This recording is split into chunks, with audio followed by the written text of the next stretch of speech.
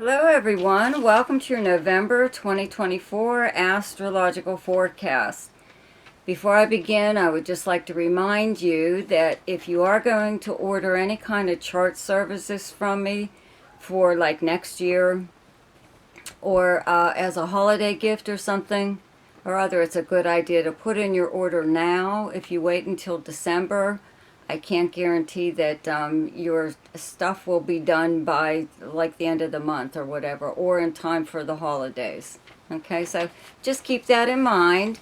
And a special thank you to my subscribers for your continued support, for liking, sharing, and commenting on my videos. And if you like this video and you're new to my channel, please subscribe. Okay? So anyways, in November 1st starts off with a new moon in Scorpio, okay? Then on the 2nd, Mercury moves into Sagittarius, okay? On the 3rd, Mars moves into Leo. And on the 11th, Venus moves into Capricorn. On the 15th, Saturn turns direct. Also on the 15th, also on the 15th, there's a full moon in Taurus, okay? Then on the 19th, Pluto finally moves into Aquarius for good, okay? And on the 21st, the Sun moves into Sagittarius, and on the 25th, Mercury turns retrograde in Sagittarius, okay? So be sure to check out my weekly forecast, which are now like daily shorts. Okay, so now for your forecast. Hi, Virgo. Okay, so on the 1st, there's a new moon in Scorpio in your 3rd house. That's where you have the sign of Scorpio. And the sun is here up until the 21st. Okay, so your 3rd house is like your neighbors, your neighborhood, your siblings, your cousins. It's all forms of communication, including regular postal mail, and it's local travel, okay? So there could be something going on within your neighborhood that's maybe new when it comes to the holidays. Maybe there's something that you're planning on attending that maybe you normally wouldn't any other time. You could also like be visiting some place where like a new business maybe that's opened, or restaurants, something or other, you know, getting together possibly with siblings or cousins, okay? But it does like bring like a new beginning within, let's say, your neighborhood. So maybe you actually are getting a new neighbor, or you're meeting a neighbor for the first time that's lived there for years, but you never spoke to each other. Something weird like that, okay? You could also get, you know, some kind of invitation possibly in the regular postal mail.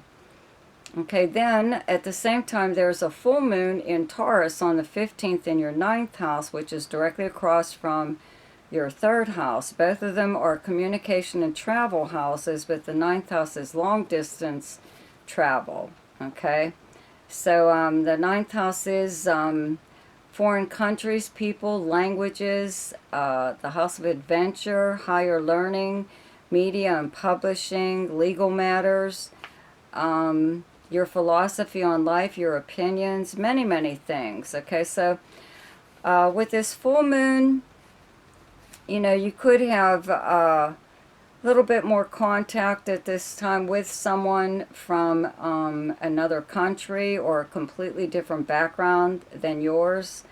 Could even run into like a neighbor, even in discussion, you know, be discussing things like politics, you know, or religion or something or other, some kind of taboo subject that maybe is best left out of the conversation, you know, but your opinions may differ with someone else, mainly because you have different backgrounds, you have different educational backgrounds, cultural backgrounds, you were raised differently. This is how your viewpoint was formed, you know, by your own background and whatever, you know, so it could come to a little bit of disagreement with someone around this full moon, okay? And it more than likely, I would think, would happen on social media, where things like this happen all the time, okay?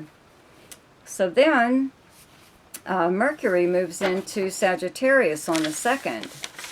And then the Sun is in Sagittarius from the 21st on, and Venus is in Sagittarius up until the 11th.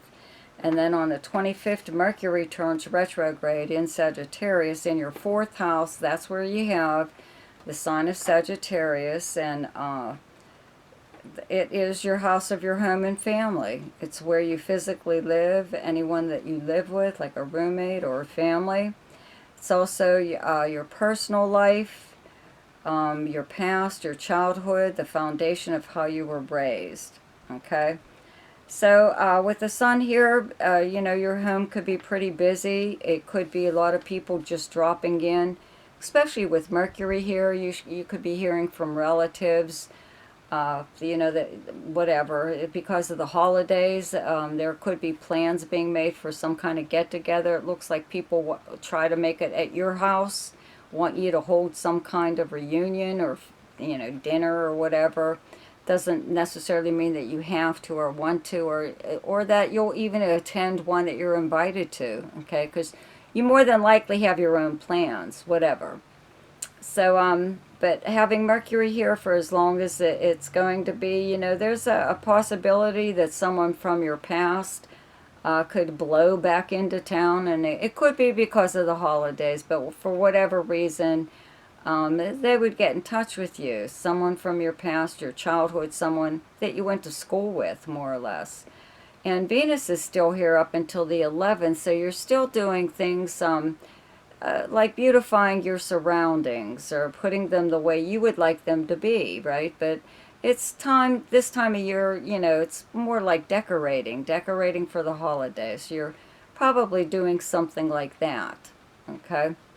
Venus moves into Capricorn on the 11th, and your 5th house of fun, romance, creativity, gambling, speculation, any form of entertainment, games and sports, and anything to do with children.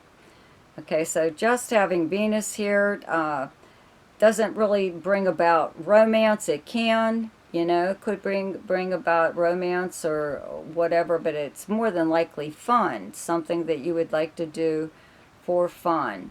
Okay, some form of entertainment. You would like to possibly attend a party, or even you do something creative. This is also the house of creativity, so you could actually be doing something like that right now. Pluto does move into Aquarius fully on the 19th, and your 6th house of Aquarius, 6th house being the house of work, the kind of work that you do, your co-workers, your work schedule, the very building you work in, your house of health, and your house of service to others. Okay, but I'll be doing a video on Pluto and Aquarius before the 19th, so you'll have to listen to it to get more detail there. But for now, I just have to say that there could possibly be power struggles going on at work with Pluto being here.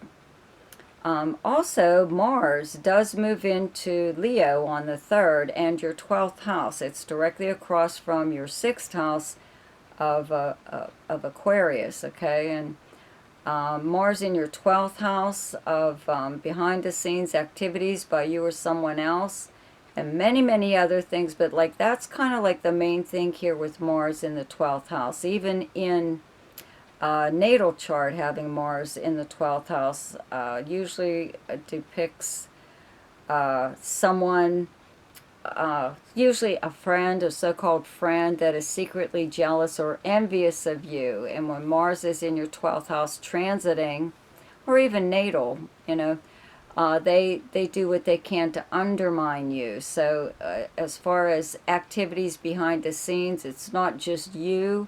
There could also be someone else, but you're more than likely aware of who that is. People like this rarely can hold their, their thoughts or whatever. They're pretty obvious. You know what I mean? Nobody's that good.